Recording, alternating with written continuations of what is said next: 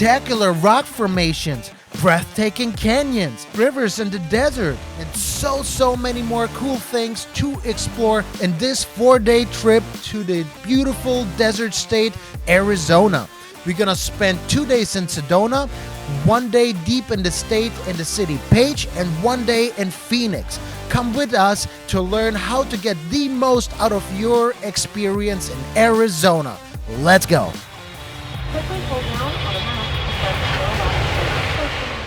Good morning. It is almost 7 a.m. and we have to get going because the parking lot at Devil's Bridge is gonna be packed. I'll see you there. Let's go. All right, the first stop is Devil's Bridge in West Sedona, an absolutely beautiful and stunning nature-made bridge and rock formation you have to see if you're there. Now, I would strongly recommend go early in the morning for 2 reasons. One, there's going to be so many people there that you won't be able to take a picture by yourself. And number 2 is the parking lot situation, not many parking spots. There's 2 ways to get there. If you have an off-road vehicle, it's super simple. You just go to Dry Creek parking lot and follow the signs for Devil's Bridge. This is the Dry Creek parking lot right here. And if your car can pass these rocks here, then you can save yourself 2 miles of hiking. Yes, you can also hike from there, but it's not very pretty. If you want to hike and have scenic views, my recommendation is go to Mescal Trailhead parking lot and then follow the signs for Devil's Bridge. To Devil's Bridge, going down here. This is a breathtaking and beautiful 3-hour round trip, about 4-mile hike. You're gonna feel like you're walking through the movie Narnia. It's so pretty, 100% worth it. So the Devil's Bridge took us 2 hours, 14 minutes and 4.36 miles. Next up, Chapel of the Holy Cross, one of Sedona's most recognized tourist attractions. It was built in the mid-1950s right into the rocks of Sedona. It's a very simple 5-minute walk from the car to the chapel itself, and there you can relax and enjoy the beautiful architecture as well as scenic overviews. Totally worth it. A short drive from here is Sedona's most identifiable red rock formation, the Bell Rock. In order to go up to Bell Rock, you have to pay a $5 parking fee here. No cash, only credit cards. You can walk around the rock with the Bell Rock and Courthouse Butte Loop Trail, which is about 4 miles long, and the difficulty level is pretty easy. Or what we did, you can do the Bell Rock climb straight up that rock, which is about 1 mile long, and the difficulty level is, I would say, moderate till you get to the middle, where most people go to like just relax there. You can even have a picnic, it's pretty flat, or you can climb all the way up, which is very difficult, and enjoy the absolutely mind-blowing views from the top.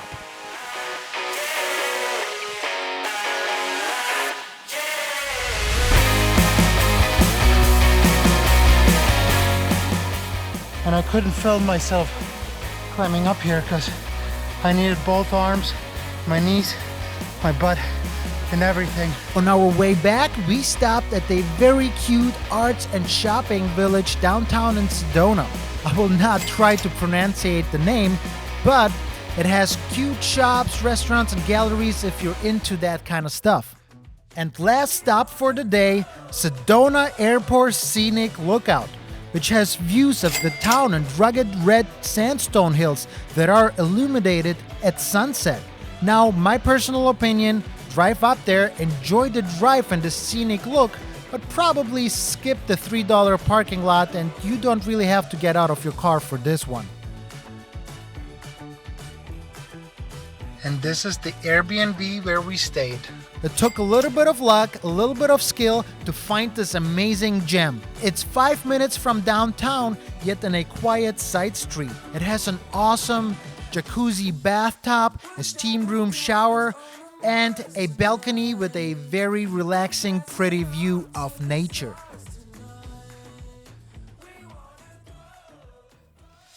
Good and early morning. It is day 2. Now to something super cool that you won't easily find in your GPS or Google Maps, the Subway Cave. There's no signs to it, there's no parking lot dedicated to it. It's a little tricky to find, but with these instructions, you can't miss it. In order to get there, you first park your car at the Boynton Canyon Trail parking lot. Then follow the trails and signs for Boynton Canyon Trail. 2 miles into the Boynton Canyon Trail, which goes straight, you're gonna see this tree here, and there's a creek down here. Once you get to the tree, there's no signs, but you turn right there. That's where you go to the Subway Cave. Let's check it out. And if you are not sure if you're on the right path, there will most definitely be hikers who you can just ask and make sure. The trail is not too challenging. At the end, there's gonna be a little bit of climbing. And if you ask me if it's worth it, check this out.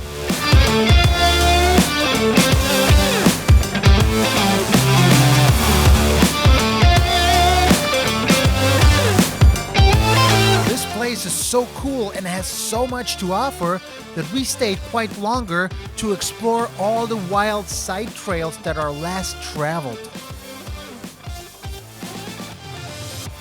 On the other side of Sedona, about 7 miles north, is the Slide Rock State Park.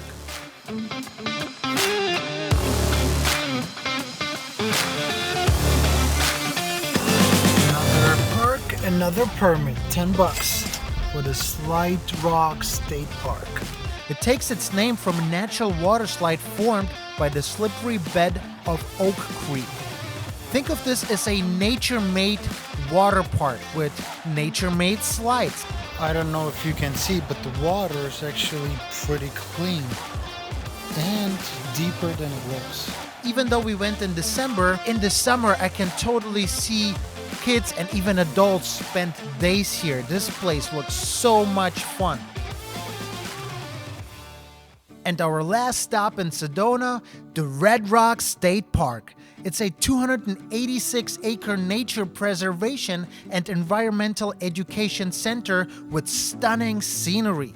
After you pay a $5 entrance fee, you get a little map, and there you can choose one out of the 26 hiking trails that fits your hiking level the best. That's where you can explore the absolute beautiful fauna and flora of this preservation park.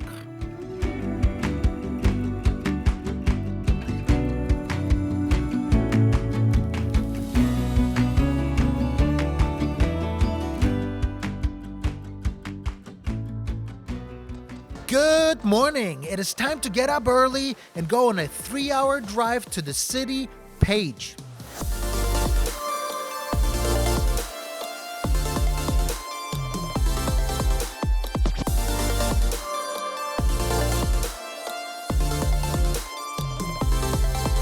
I think all things considered, Arizona tea makes a lot of sense.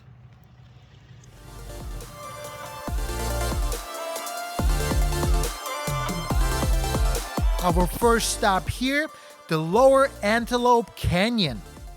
You cannot go by yourself. You have to book a tour with the Navajo. One of the cheapest and most affordable ones we found was $50 per person. A little pricey, but absolutely worth it. This is something you have to experience at least once in your life. Now, they don't allow you to take videos, but you can take pictures on your cell phone. The tour itself is a little over a mile long, super easy, but it's gonna take a while because every single step you're gonna stop and do the sound ooh, oh, because it's so mesmerizing and pretty.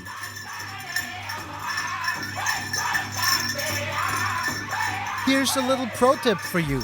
There's an Upper Antelope Canyon and a Lower Antelope Canyon, and honestly, they kind of look the same for the average tourist. The only difference is, it seems like the Lower Antelope Canyon has slightly less traffic, therefore slightly better experience.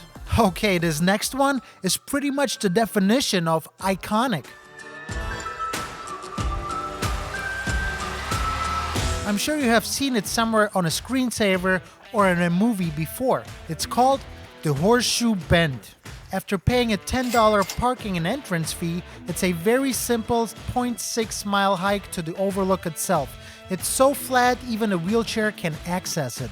Here, you can watch the Colorado River flow in the Horseshoe Formation around the Glen Canyon. Check out how massive this whole thing is. If I zoom in, you'll see a tiny boat swimming.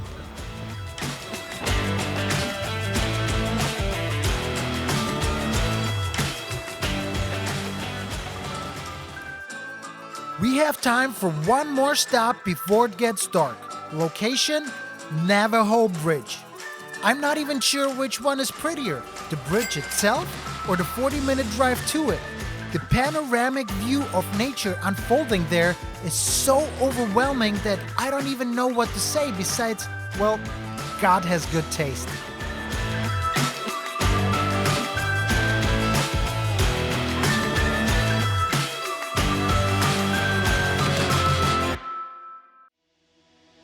All right, here we go. Our last day in Arizona, the city, Phoenix. Our first stop, Hole in the Rock. This is the perfect opportunity to spend a little bit of time in nature with the least amount of effort. It's about a 10-minute walk from your car up, take a few pictures, and then 10 minutes back. Super simple, almost anyone can do this. A few minutes drive from here is the Desert Botanical Garden. The general admission tickets are about $30 per person. This 140-acre garden offers super calming and relaxing 1 to 2 hour walks through what seems to be every single cactus this planet has to offer, or even more so.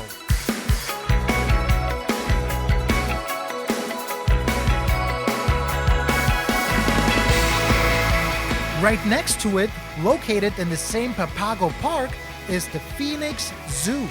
Opened in 1962, it's the largest privately owned nonprofit zoo in the US. After paying a $40 admission price, you're gonna enter what's, in my humble opinion, well, despite a few cool nuances, the same zoo that you're gonna visit in a big city near you. Still a cool place to visit if you have extra time. And we're going out with a bang! My absolute favorite place in Phoenix, Arizona, Camelback Mountain. Yes, that's the mountain that looks like a camel kneeling. This 2 to 3 hour hike, or shall I say climb, is rated extremely difficult for a reason. So please, be smart, be careful, use common sense, and be prepared. Have some water with you and comfortable hiking shoes and clothes. Getting to the top doesn't only give you the feeling of complete accomplishment, but also in a weird way, it makes you calm and peaceful with yourself. And I'm sure the panoramic view of the city combining with nature really helps with that. Average heart rate 128 for the last 2 hours. Decent cardio, I would say.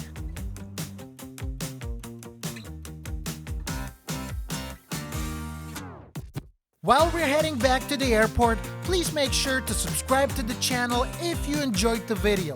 I hope you appreciate how much hard work goes into it. Share, comment. My goal is to inspire you to see more. See you in the next trip. Love you. Whoa. Real quick, guys, this is only our experience, our trip. Don't do what we did. This is only for entertainment purposes, not professional advice. I hope you enjoyed the video. Let's continue.